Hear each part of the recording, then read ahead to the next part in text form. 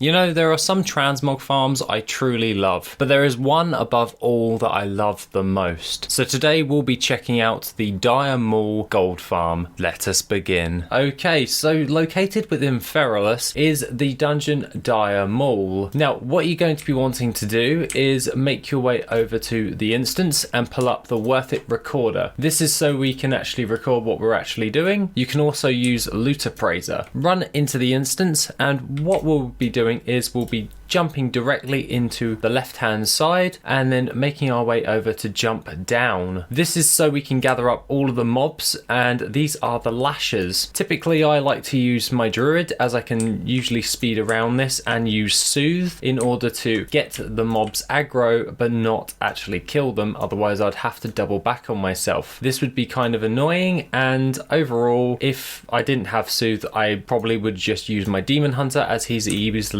able to get around, especially in Havoc. Now, other than that, once soothe is off, all I have to do is just soothe each and every pack and then just make my way around. The reason I love this dungeon farm is because of its high variety of different types of transmogs. This can be a low end, medium, and also the high end different types of ones. Now, just so you know that I only do a partial run of this due to the fact that I grab the most amount of mobs, then go and reset the instance, but you can always follow your way back round to the beginning again if you so wish. I generally enjoy this gold farm, and overall it takes me roughly around about 30 minutes to do my partial run, and if I was to do a full run it takes you roughly around about 40 minutes depending on what you want to do. I generally go with the 30-minute one, as I find that's the most easiest one to do and the most time effective, and all I do is just burn the mobs down in the turning point. This is really easy, and now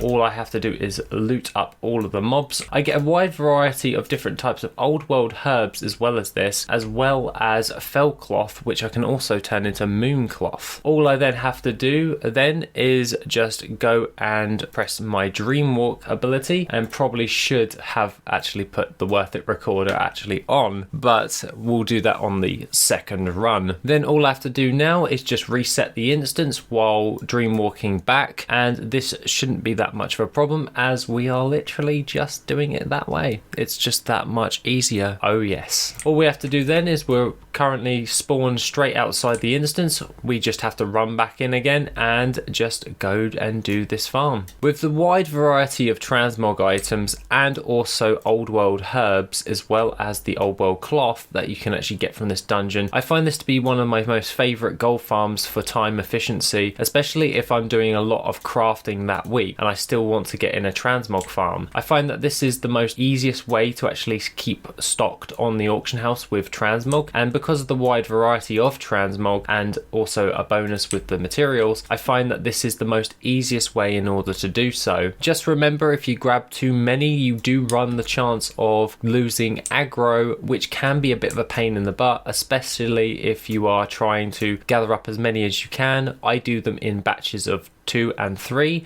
depends on how long of the run that I want to do. So just bear that one in mind, especially if you're trying to gather up too many at once. It's not a chance of you dying, it's more of a chance of you losing aggro and having to run back and kill the mobs, which is less time efficient. So I batch pack kill the mobs in order to make this a lot more effective with my time. Overall, you are able to get quite a lot of gold per hour, and in literally that one run we actually got around about 7,000 gold's worth of value. Bear in mind that not all of these items will be sold, so you will have to cut this fluff, so to speak, especially with the items that are only worth like 100 gold, unless you are batch selling the low value transmog items, which I typically don't do. I only sell things that are over 1,000 gold. Other than that, the things of note for this actual dungeon, if we pull up for Worth It, is we go into 𝐸𝐸 and we have a look, and overall the items of note are the Orphic Bracers, which are currently 26,000 gold, the Elemental Remnant, which I generally do not sell because it doesn't sell for an awful lot, but on the region market value average it's going for around about 63,000 gold. Other things of note is the Phasing Boots for 43,000 gold, the Stonebark Gauntlets 20,000 gold, the